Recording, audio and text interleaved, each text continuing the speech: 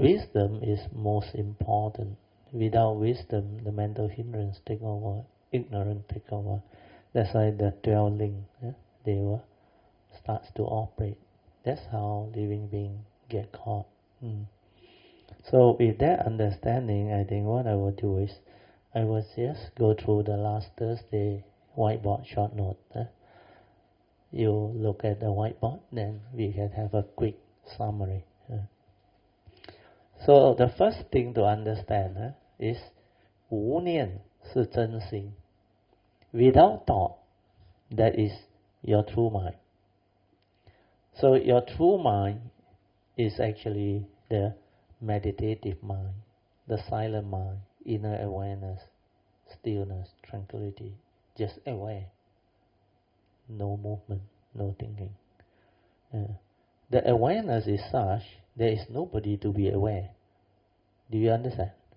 Because there is a nature. This one is not easy to understand. But it's just that nature. But the moment it starts to perceive from the awareness, what happens? That is your mundane mind arising. That's why the perception aggregate comes from the 5 aggregate of form and mind. When it's just aware, there is no thought, no aggregate. The mundane mind is not there. But the moment you start to perceive through memory, through conditioning, not according to wisdom and understanding, then that mundane mind become active, it come out. But when you have developed the contemplative wisdom, the constant listening to the Dharma, the first and second turning wisdom, Yoniso Manasikara, it will come out and prompt you straight away at the moment of sense experience. Then your mind will not stir, because that Dhamma, that understanding, the initial wisdom, will prevent your mind from reacting and stirring. Because that understanding straightens your views. People are just the way they are. The world is the world, suchness. When things are like that, when conditions are like that, things will be like that. It can't be otherwise. Then you can learn to see things as they are, accept the reality of the moment. Like the Buddha said, whatever that arises within the existential world, because it's an existential world, condition arising world. So whatever that arises, there are causes and conditions behind. You have to understand. And when the causes and condition is already set, what will happen? Thing is just the way it is, understand now? But the condition like that, things will be like that. It can't be otherwise. If you want things your way, which is not nature's way, following nature's law, what will happen to you? You will suffer, isn't it? That's why the first noble true reality, the seventh one, not able to get what you want, is suffering, dukkha. That's why you cannot go against nature. You have to understand nature's law, especially the law of karma. That's why the Buddha's statement is very powerful. When he says, whatever that arises, there are causes and conditions behind. Asaji just mentioned this to Sariputta, and he became a Sotapan straight away. That's how powerful that sansa is. Because Sariputta already knew the nature's law. But he cannot link. So he had to wait till Asaji mentioned this. And he just told him, because Sariputta wait till Asaji has finished his pindapata, finished his meal, then he approached him, because he saw him so serene. He said, may I know who your teacher is? And what does he teach? Then Asaji, being very humble, just in a very humble way, spoke to Sariputta. I am still new. Means as far as the Dhamma is concerned, he is still new, because the 5 ascetics just awakened.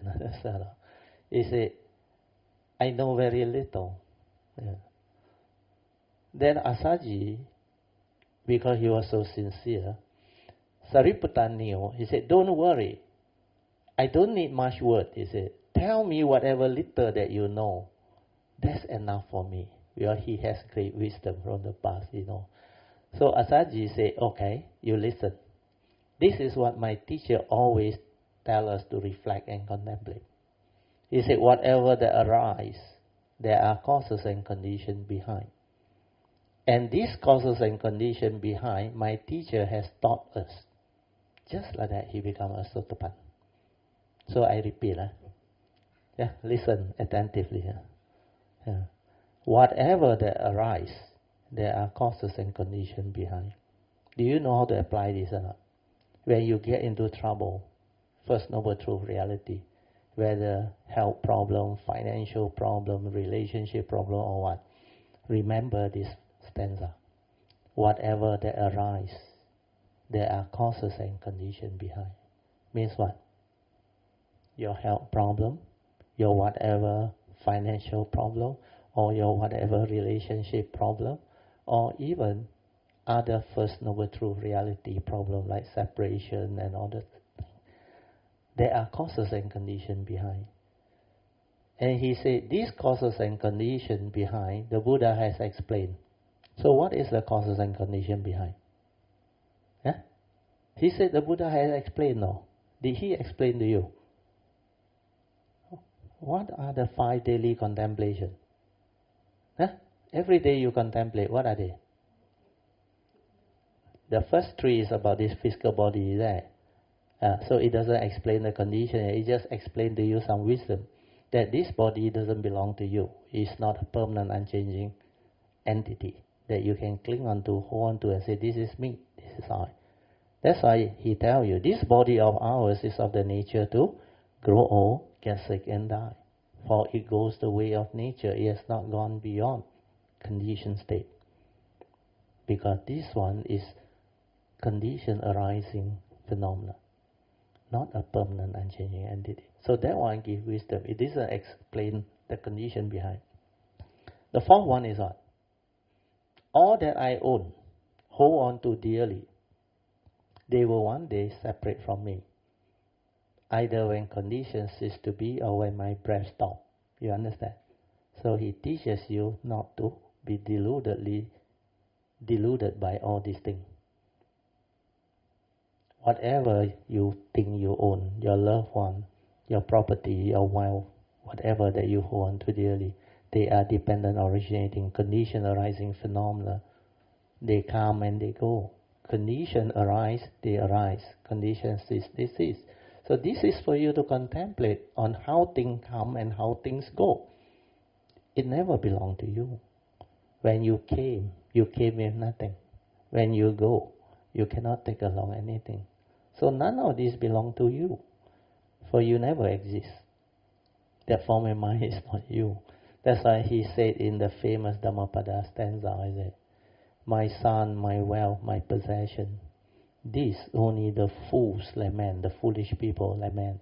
For that very body also doesn't belong to him. Wherein wealth, wherein son, wherein all those things. Because you yourself is not a permanent, unchanging entity. This one is condition arising, dependent, originating. So when the 3 conditions support this form and mind, cease to be or separate, you die. When you die, your identity erased. So how can you own things? That physical body also don't belong to you and you want to own things. That is self-delusion. Self-delusion born of ignorance. Then the last contemplation is what? The 5th one. We are all born of our karma, heir to our karma, conditioned and supported by our karma. And we are what we are because of our karma. So whatever happened to you is due to what? So this is the reason why Asaji say, whatever that arise, there are causes and conditions. And these causes and conditions, my teacher has taught me. And this is what karma is all about. That's why you don't blame anybody. You have to learn to accept this reality. In the past, you must have caused people suffering, misery. That's why now conditions arise, this thing come back and haunt you. So if you understand this, what will you do? You will not get angry. You will not blame people. You will not react. You will come to terms with this reality. This is fair. We are in the past, through delusion, through ignorance, I did all this nonsense. So now I understand, I accept what happened, then I am at peace. Means I don't project my thought. I don't get angry, I don't stir my mind, I don't develop the unnecessary fear, worry, anxiety, sorrow, and lamentation. Then I can solve my problem. Do you understand? That's why the moment you have this wisdom to accept the reality of the moment, there is no more negative thought. There is no more fear, worry, anxiety, blaming, reacting. You are at peace. When you are at peace, means what? The mind is quiet. There is clarity. Then I ask myself, what actually happened? How can I resolve this amicably so that I can move on with my life? That is how you solve your problem. And the way to do it is through Noble Eightfold Path. Right view to accept this reality that is into karma. With right view, I do not create wrong thought. Then I will arise the right thought to resolve things amicably. Then when I arise the right thought, I will be able to also condition the right speech, right action, the right way to live my life. Then I do what I have to do. To break this karmic law, first thing, what must you do? Ask for forgiveness, seek forgiveness, repentance. That's how it's in the teaching. Kayena vacha chittena and all this thing. That one is ask for forgiveness from the triple gem and the enlightened being and the monks. But you have to include the one in the chanting book that I teach you, from all beings, whomsoever from the distant past until now, whether knowingly or unknowingly, that I have caused them any karmic suffering or misery or misled, I sincerely ask for forgiveness. May this sincere request for forgiveness be accepted by all. Then you radiate love and metta. May all beings be well and happy. It's on page 16, I think, Jayanta. So, after you ask for forgiveness, seek repentance, you know what will happen or not. The karmic obstruction, if your karmic offense is very strong, you are able to break the karmic obstruction. If the karmic obstruction are not dealt with, nobody can help you. Even the Buddha come also cannot help you. You have to ask for forgiveness. Because some of these karmic offense, when you break them, especially the 5 heavy karma, is very difficult unless you ask for forgiveness. Then sometimes when you offend cultivator, virtuous being, also very severe, the offense, especially triple gem. So asking for forgiveness is number 1. Then after that, vow not to repeat all this karmic negativity. Understand? So to do that, what must you do? Follow the advice of the Buddha. To avoid all evil, do good, purify the mind. That's how you start with precept. Meditation, listening to the Dharma. That's how the cultivation come about. And all these are in your Bodhisattva vow, the yellow card there. This is what you have to do. Then the last one is what?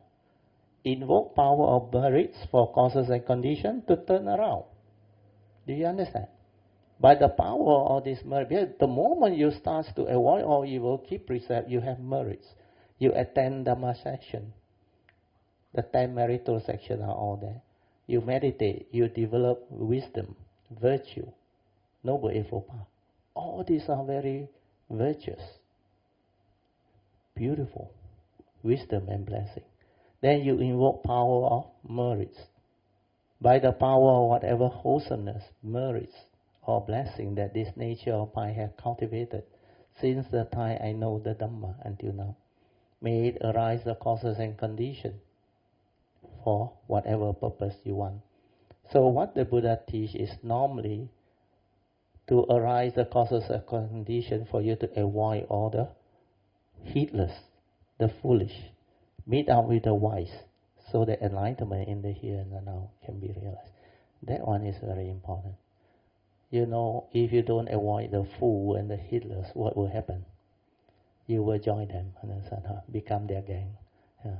That's why we chant Imina Punyang Kamena. Punyang is the merit, by the power of this merit. Imina Punyang Kamena. Mame Bala Samagamo. Satang Samagamo Hotu. Yawa Nivana Patya. So this is the aspiration by invoking power of merit to avoid the heedless, the foolish. Meet up with the wise and the enlightened one, so the enlightenment in the here and now can be realized.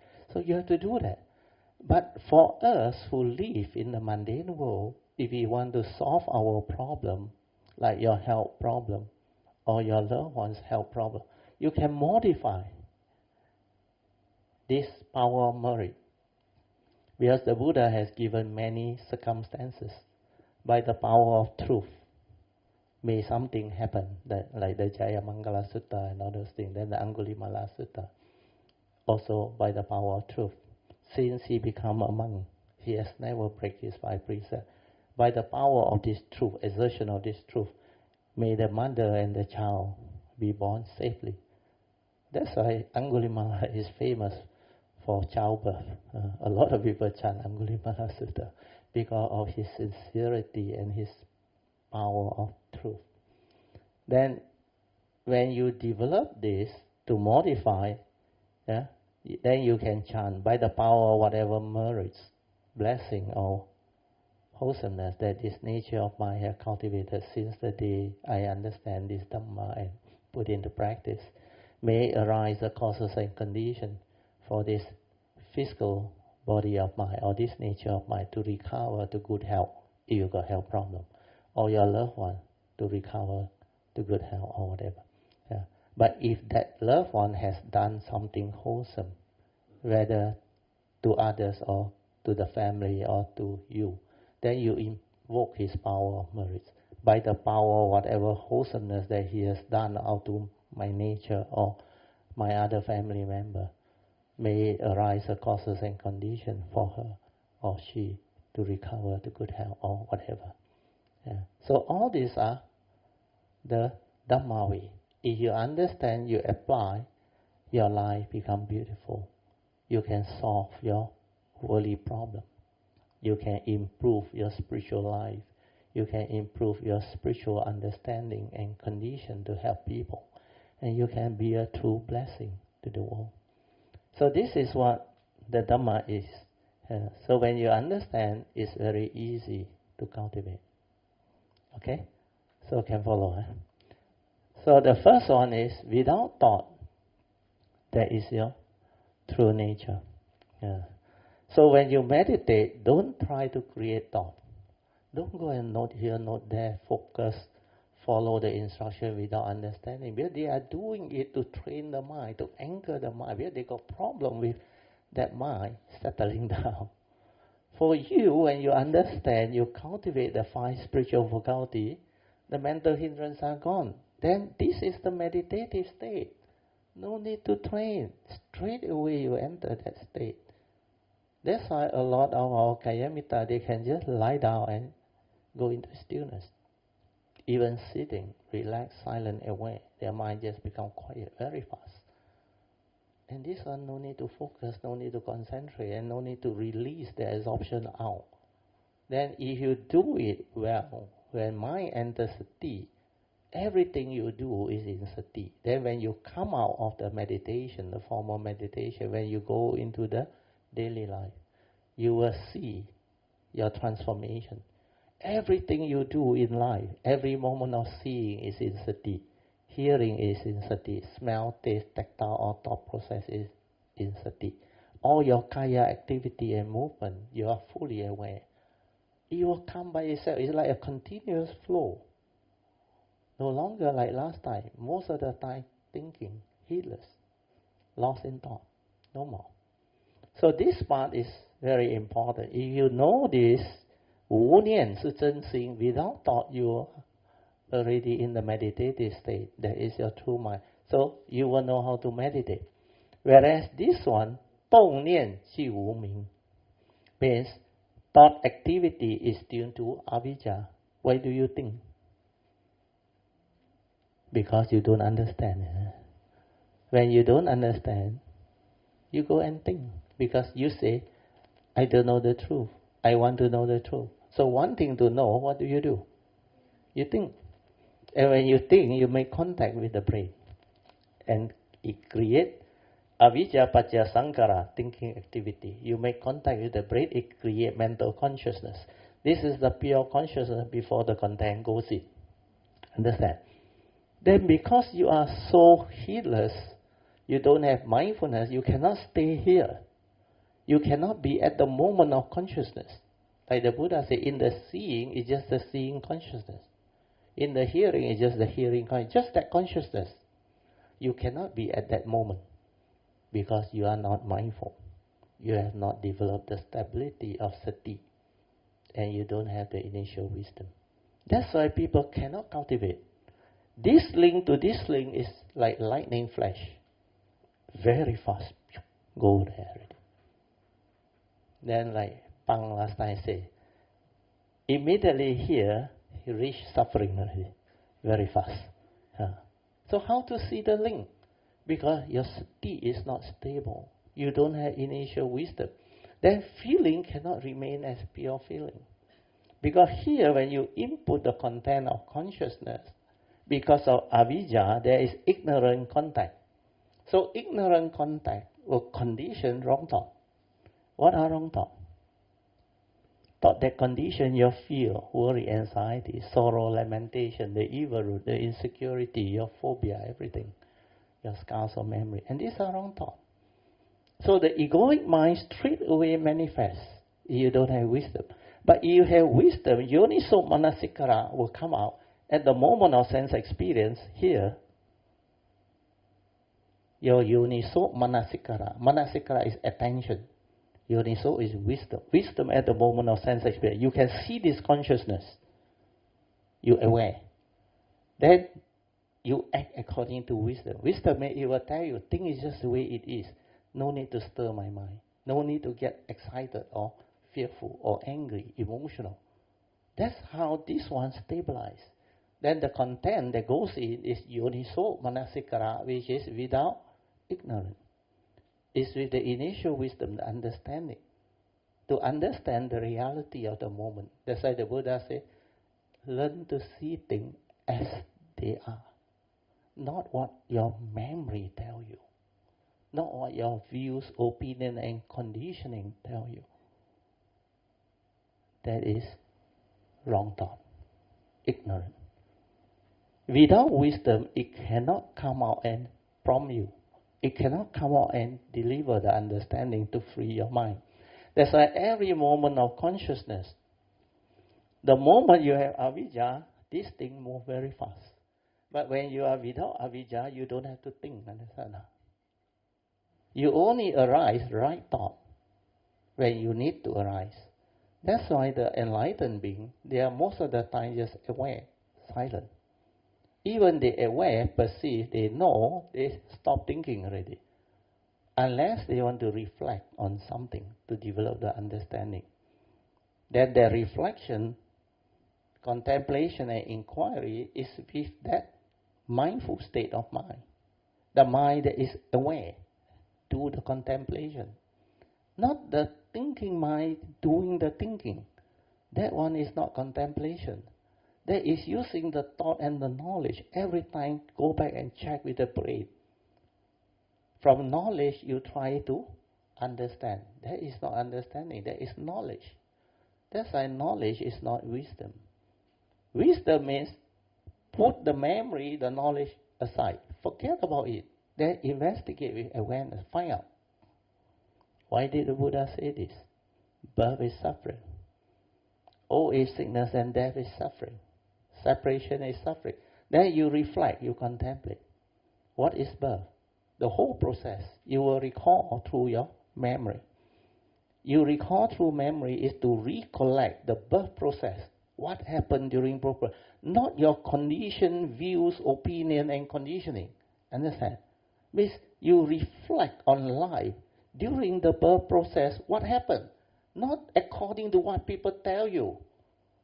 Sometimes you listen to Dharma, then you go back.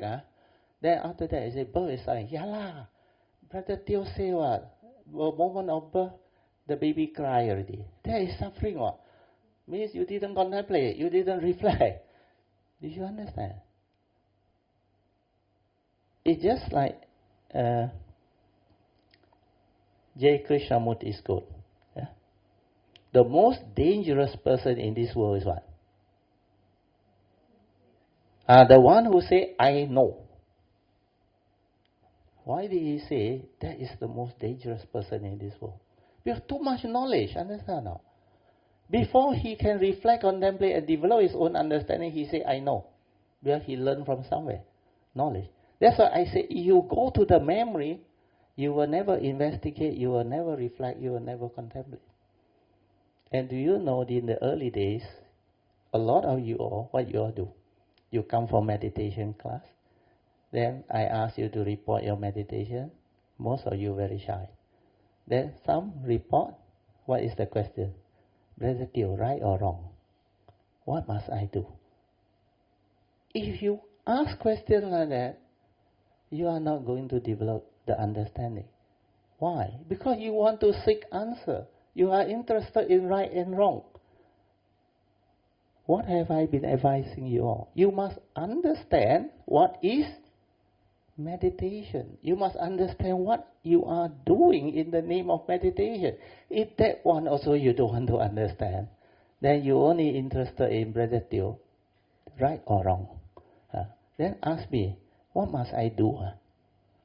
If I equally gullible, I tell you, no, wrong, you must do like that, like that. I am like you. Because I am not interested in teaching you what is meditation. If you don't understand, how can you do? You see the point or not? It's just like you have a problem, okay? Then you come to somebody, and this guy tell you, don't worry, sit, meditate. Your problem will be gone. He didn't even want to know what is your problem. Understand? If I don't know what my problem is, how can I solve my problem? True or not? It's like meditation. If I don't know what is meditation, how can I learn? How can I develop it? So the question is, like J. Krishnamurti always relate, you ask the wrong question. Please teach me how to meditate. That is a wrong question. But it's very logical. I want to meditate. Please teach me how to meditate. But people who know, if you ask this type of question, you don't know what you are asking. You are being deluded. Because meditation is to be understood before you can do. Understand? If I teach you, I become equally gullible than you. Understand? Because the I is the egoic mind, which is the thought, and the thought want to meditate. How can the thought meditate? So I must teach you to meditate, you must understand your true mind. But to live life, you must understand the mundane mind. Sinh hủy kinh tịnh. You understand? If I don't teach you this, I am like you, equally gullible. But I realize this is not easy, This have been teaching for so many years and didn't really go in, Because your old habitual tendency of using the thought to meditate, because it's so logical. I want to meditate. What must I do? I want a method, I want a technique. I want somebody to teach me. Okay? Then when people teach you, what do they teach you? Method, technique, and a series of instructions to do things. Is that meditation? That has nothing to do with Noble Eightfold Path. That has nothing to do with training the mind. So if you don't understand, you become gullible and you just go and do, believing that this is vipassana. This will lead to enlightenment. One day you will become enlightened.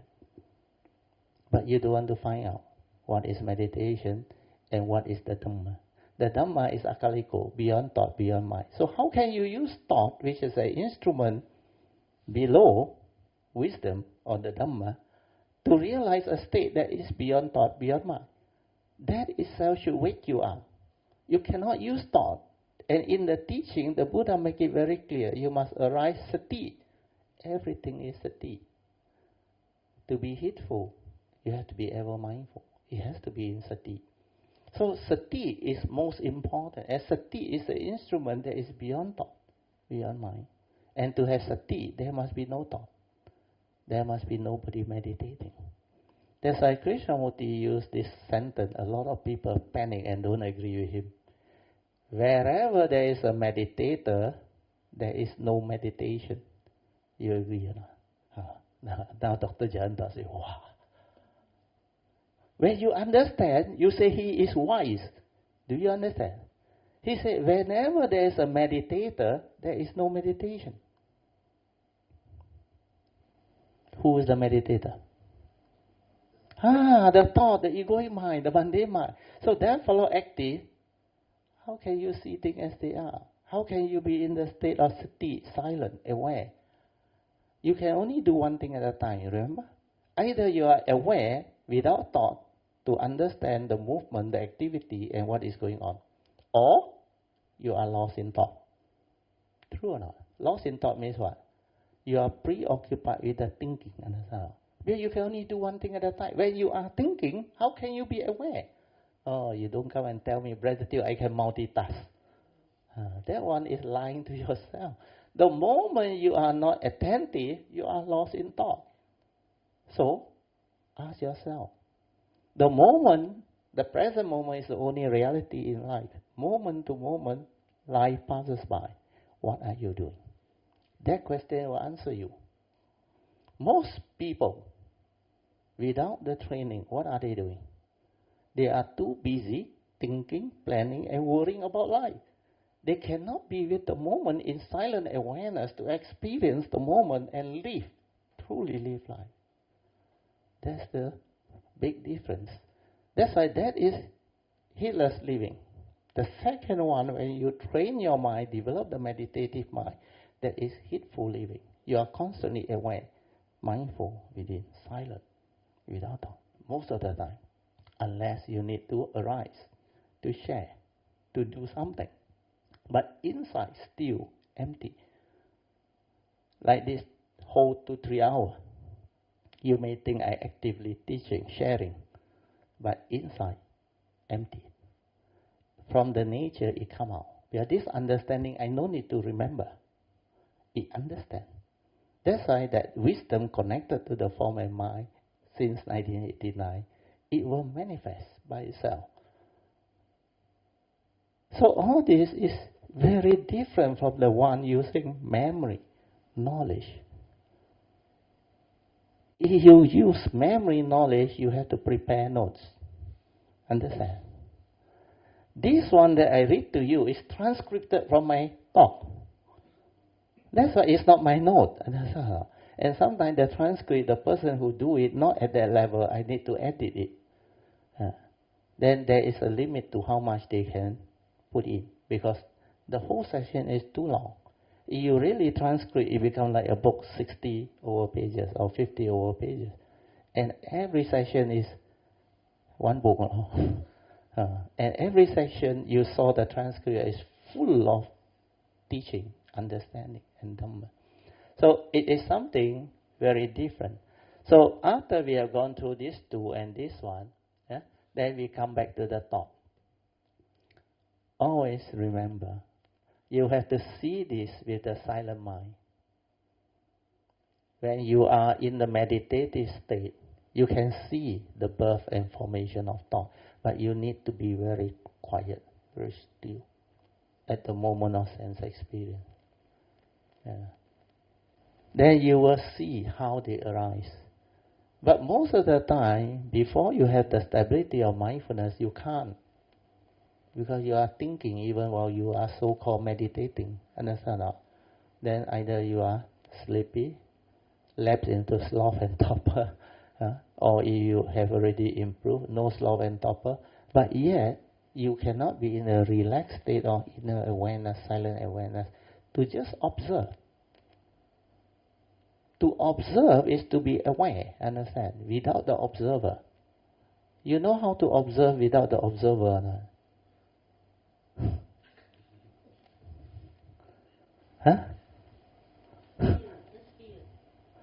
Yeah, just aware. Understand or not? When you observe without the observer is who? Is the thought that perceive, understand or not? That is the observer. Like the Buddha said, in the seeing is just that seeing consciousness. That's why they told you in the Thai tradition, the book, stay with the knower. There is no knower. Stay with the awareness, your true mind. Your awareness is just aware. But without thought, how do you understand? That is the question. So when you are aware, what happens? The awareness without knowledge awakens. And when it awakens, it understands. No need words inside. When it understands, to share with the world, I need to use word. Correct or not? But the word is not that thing. That's why I say, like the Buddha's teaching, the Buddhist hymn, what it be that song? Self-reliance. No one save you but yourself. No one can and no one way. You ourselves must walk the path. Buddha merely showed the way. That's why you have to do it yourself, understand or not? Unless you do it and awaken, whatever I say, you use the mundane mind and knowledge to understand, you become very confused. So, Krishnamurti may sound very revolutionary, but everything he says really match with the Buddha's teaching. He said, the observer is the observed. Do you understand that statement? To observe without the observer already difficult enough. The observer is the observed. That one is the second part now. Deluded people doing that now. When you observe with the observer, what are you observing? You're observing what your thought tell you, isn't it? Your perception tell you, isn't it? So whatever you observe, the observer is the observed, understand? It's still that thought, understand not? That movement. So when the observer is the observed, how can you develop wisdom? This is still thought. When you are able to see things as they are without the observer, that is wisdom. Do you remember the 3 types of seeing? The Mahayana one. Kan San, Si San. What is that? First type of seeing. Mundane seeing, understand or not? Mundane people say this is mountain, understand or not? Then the second guy who see, Kan San, Bu Si San. Dr. Yanta never listened before. You know why he say no mountain? Why? Supramundane seeing, the direct seeing, the silent mind see. What is the silent mind? See things as they are without the word. That's why there is no mountain. It's just that thing. Like this painting.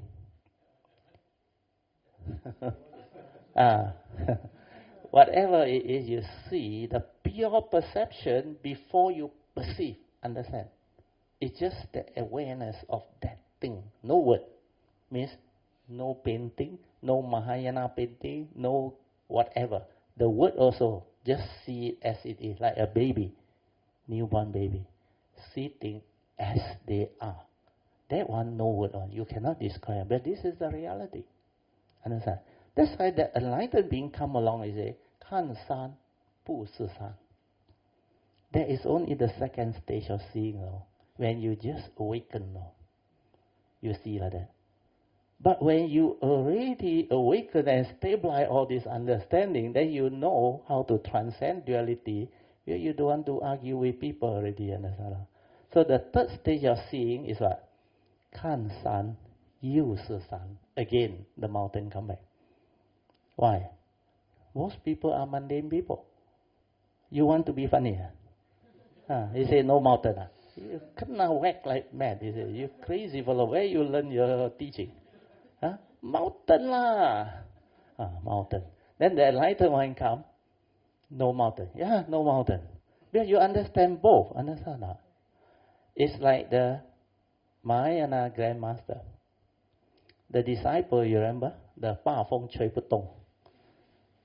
He wrote a message through another disciple, passed to the master. He said, Master, Master, I have awakened. I have understood everything, what you teach and what the Buddha teach. The eight wind cannot affect me anymore. You know what the master replied? He said, Fang Pi. And you know what happened? When the message went back to him, he got so angry, went over to the master. How can you be so rude and do this to me? The master asked him back, you say eight wind cannot blow you, but one fart blow you over the island to meet up with him. What does it mean? You are still deluded. You don't have the wisdom. Then the teacher say, you satisfied with this answer or not?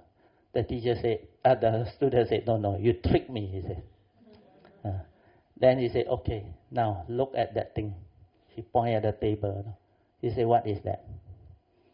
He straight away answered confidently, table. Then the master whacked him. Still got table. Then he reminded him of the Surangama Sutta. What is the Surangama Sutta? Ing becoming right. Perception of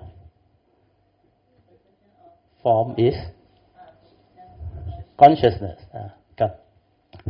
no place. Here.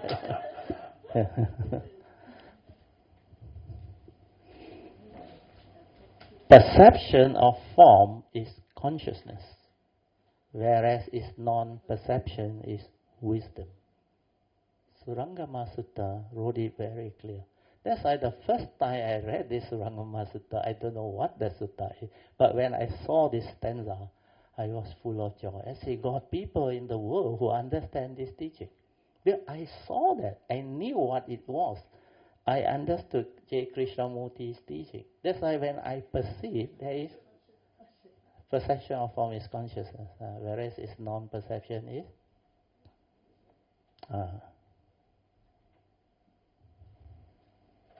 whereas it's not non-perception.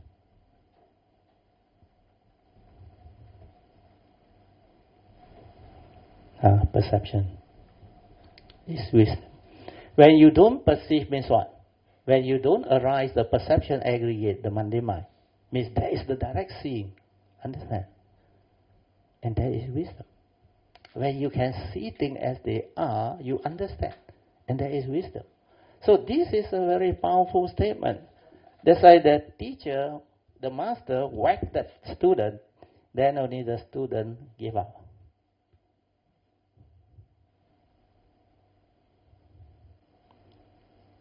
That's why all the Mahayana teaching, they are very beautiful. So the key word is perception. When you perceive form, means your mundane mind arises already. You understand? And that is knowledge. Whereas its non-perception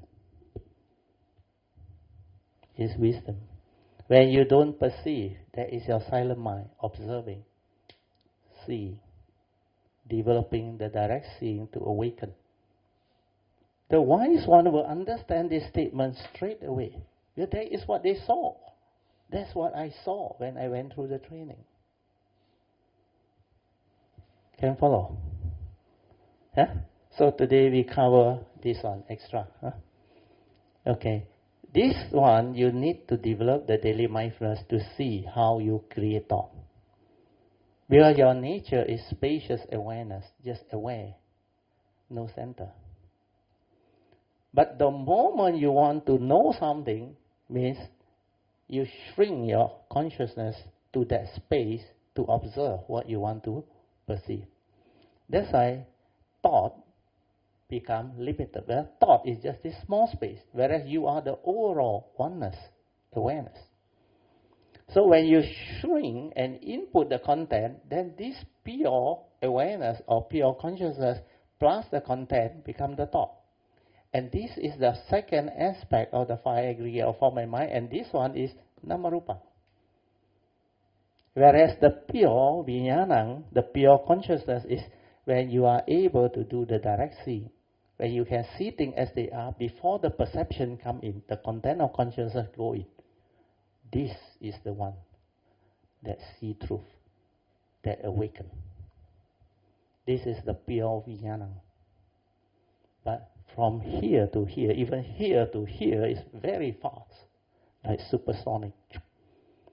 That's why without sati, you cannot. There is no way you can see them.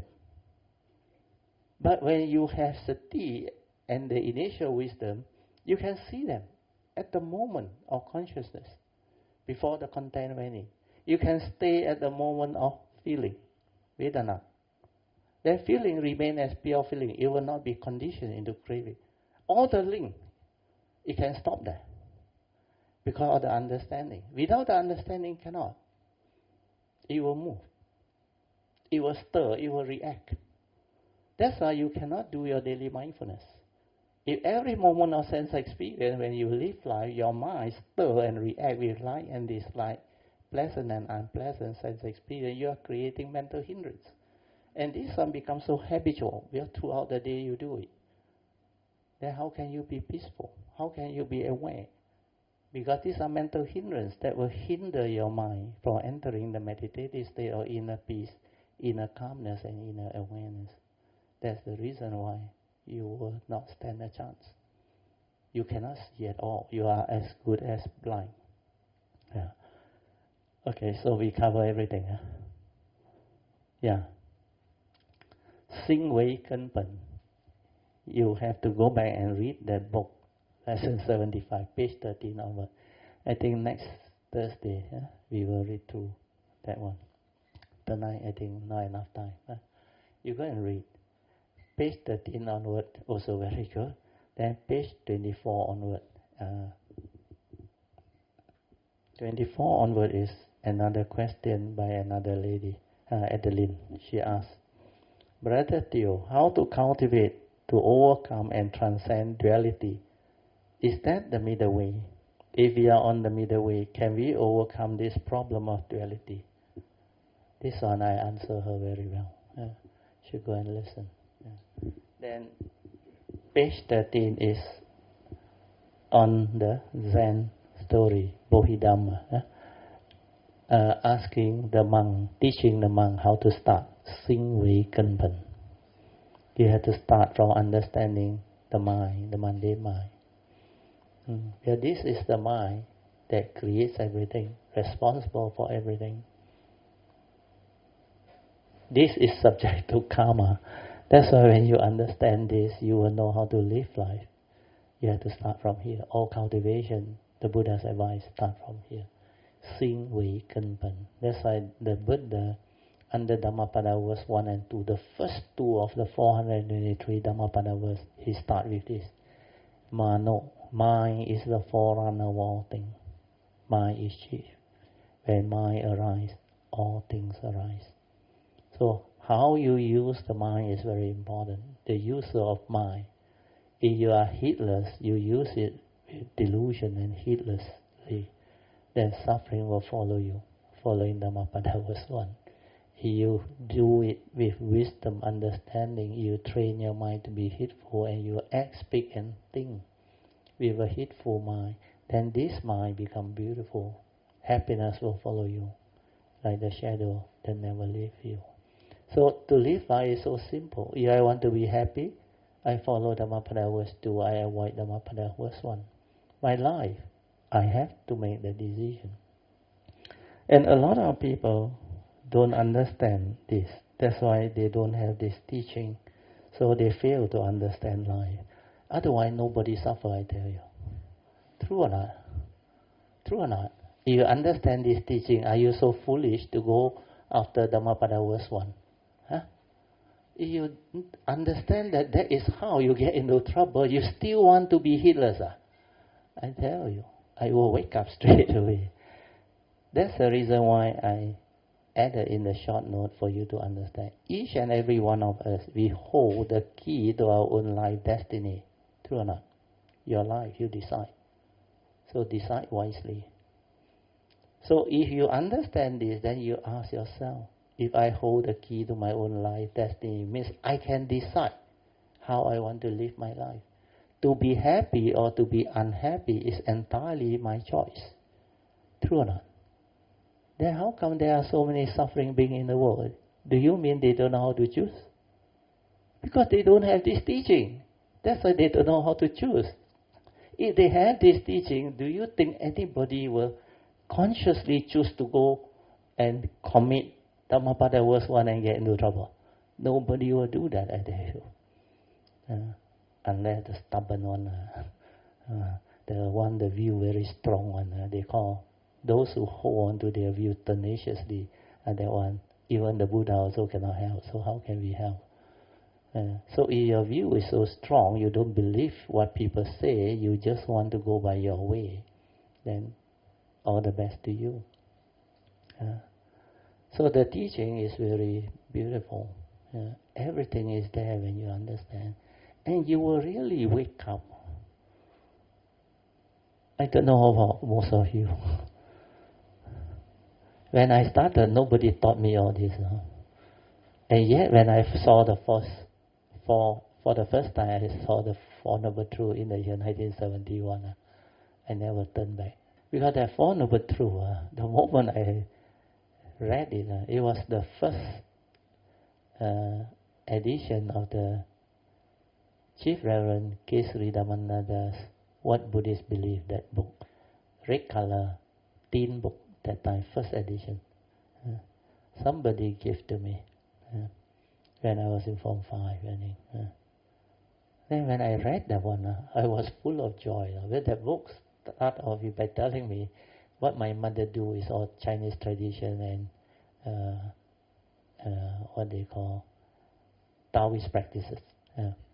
Then straight away, I wanted to know what is Buddhism.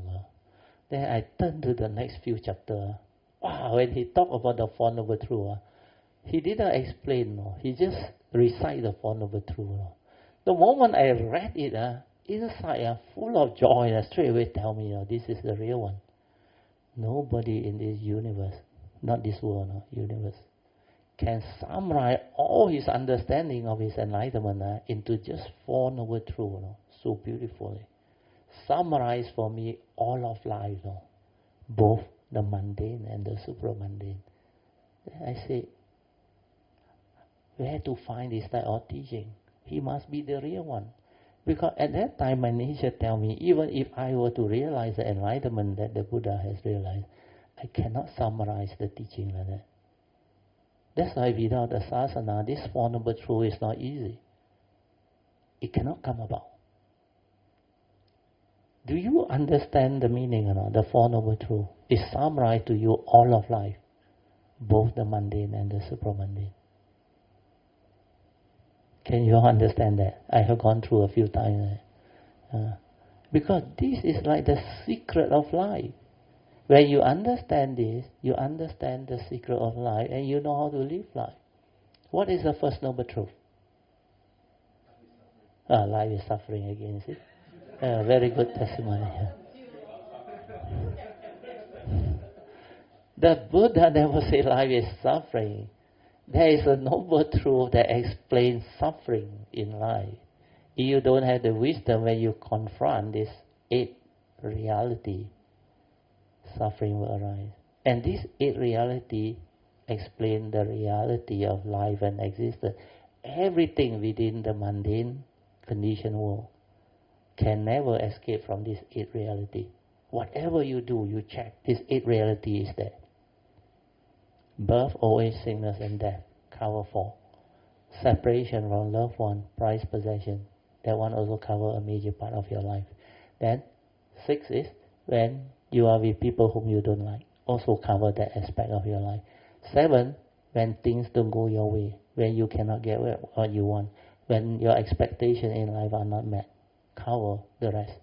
Then finally, whatever that is not covered, which is the meditative, is it the final summary? In short, it is due to your self-delusion, the condition you to grasp at your 5 aggregate of form and mind that I call dukkha. there is nothing in this universe and existential world that is apart from the five aggregate or from my mind. Do you know why? Because these come from your senses, understand? Your sixth sense. How do you know the world? How do you interact with the world? Through your senses, through your aggregate of form and mind. That's why it covers all aspects. When I saw that, wow, I was full of joy. I understood the secret of life. That is mundane. Then second noble truth is what? He even explained to me the cause of arising of suffering, due to self-delusion, conditioned by ignorance, that give rise to grasping. When I grasp to this five aggregate of form and mind, suffering comes to be. Then I realize this is exactly what I have understood before, not this life. Then when he mentioned the third noble truth, I already knew when I was very young, you can go beyond all this. That's why the third noble truth is about enlightenment in the here and now. It is suffering need not be. Enlightenment in the here and now. Nibbana can be realized. This is so beautiful. Then he didn't end there. No. He somehow teach you how to end it. No. There is a path, namely the Noble Eightfold Path.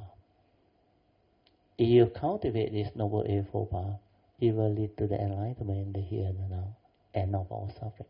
That's why the third and fourth Noble Truth is a supramundane life, the supramundane aspect of life. Then I realized the Four Noble Truths cover everything that I need to know. That's why from that moment, no more turning back. I went all out to develop that cultivation. Of course, I need to go through university life, but I meditate in the university. The first day I reached there, I met Chief Reverend. Somebody took me there, and the story is already told many times. I went to the talk. Somebody, my classmate, one of the engineering students, by the way, sweet enemy for me not know, Sovi Chong. Sovi Chong brought me there actually. Yeah, he was with me in first college. Then he asked me, we were the first two early to arrive, then he came and talked to me. He said, Diwa, you got anything to do or not tonight? I said, no. I take you somewhere. End up science faculty, one of the lecture theatre. Then I saw one bald-head monk, Chief Reverend Kesri Lama. First time I saw a monk, and he spoke so good English. Then after he introduced the name, I remember the book he wrote now. Straight away there was so much joy. This is the author that wrote this book. Then I straight away after the talk, I asked for the address. That's how I went to Brickfield. Then when I approached Brickfield that Sunday in the motorbike, you know what happened? The chanting, the Pali chanting, so familiar. Like I heard it before. Oh, I say, what is this? All this vibration like I heard before. That's how I end up there. Then that's how I started to develop the Dharma. Then that first night after I come back from the talk, we are in the talk there, he said, look inside. He pointed at the forehead there. So I thought the mind is here. So I went back and never said before, I don't know what is meditation. I don't even know the essential Dharma. So I went back to my college. That was the first night. Then my roommate was a final year senior, a very rugged guy with the beehive type of hairstyle. And he played band on. First, where he was already a final year art student, third year. When I went in, he was sleeping there already. He was there before me. I supposed to share room with him, but I was the earliest to arrive. Then I greeted him. Of course, you asked me, got fear. Now I sure got fear at that time. First year, someone scared of ragging, heard ragging. But because of him, I didn't kena ragging. Those people who want to rag us, knock at the door very loud. Then he was sleeping. I purposely don't want to wake up. I let him go and open the door. The moment he opened the door, that few fellow outside panicked. Sorry. He said, we are not supposed to be here. I said, I understand you are the senior. They walk away. I was the only one didn't kena rag. That's why. Then that night, I had to wait till he sleep. So I wait till about, I remember almost midnight. Then I make sure he's sleep already, sound snoring. Then I went down from the bed, I sat. I never meditated before. Well, I remember he said, look inside. I also look inside. And that time, well, I'm a science student, I can study very well, I can focus, I can concentrate well. That is where I do my one-pointedness. I went in. The whole brain was blank. It's not my mind, it's the brain. That time I didn't know. Then suddenly I saw a white spot. No? A white spot, like a bright spot. No? You can call it a star or one bright one. Then I got nothing to do. No? I focus on it. My mind stuck on it. No? Then as I focus, this mind suddenly went in. No? Went in and break through that light. Then it was like my mind, there is a mind traveling outward into space, into infinite space. Actually, I was in the arupa state of jhana, I don't know. Then I didn't even know what it is. Then I went in. It was like a few minutes only, Then I realized it is something that I don't understand, so I withdraw. After I withdraw, I felt so calm, so still, so quiet. Then I thought, maybe half an hour meditation. I look at my watch, 4 a.m. already. I was sitting down there 4 hours now. It's like that short moment, like very long. That's why after that, my whole mind became very still. It was with me that stayed for 1 week. Then I thought that was meditation. That was real meditation. But I don't know, it was a conditioned state. Well, after that, my anapanasati very strong. Nobody taught me. They teach me rising, falling. I cannot do.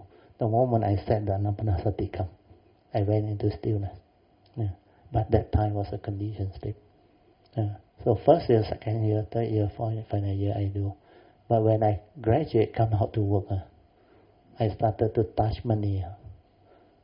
Then I realized inside, move again. Want to study law, make my career stand out.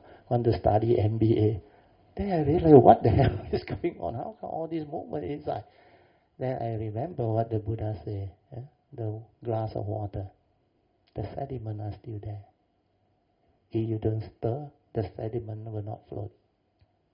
Means the energy feels suppressed and limit the mental hindrance, the anusaya. It cannot come out. That's why it's like, that time my metta was very strong. My mind state was very strong. So I thought that was the thing. But later on when I come out to work, then I realized it's stir, more. Then I decide to change. But I don't know who to learn from until I met Ajayandra. He was the one that explained to me about the highest meditation. He said we choose aware every action, every moment in the present moment. That is the highest meditation. At first I thought must be some magical meditation. So simple, just aware every action, every moment in the present moment. Then I check, I can hardly be in that state for even 5 minutes a day. Then I realize I have yet to do the real meditation. So I determined to become aware. And within 2 weeks, the meditation came. And also at the same time, that time 1986, I met Xuan Hua again. My whole family took refuge under him. Then I did the bowing, and together with what he said, within 2 weeks, my daily mindfulness came. That's how I developed the understanding after that. I reversed my cultivation.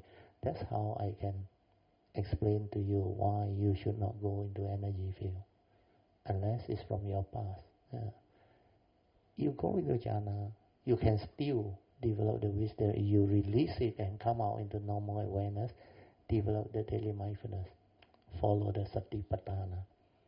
Then you can still awaken. Just like the time of the Buddha, a lot of his disciples who did jhana, they release it out, then they also clear. Except for a few who are very rigid, like Devadatta or those things, they get stuck. Yeah.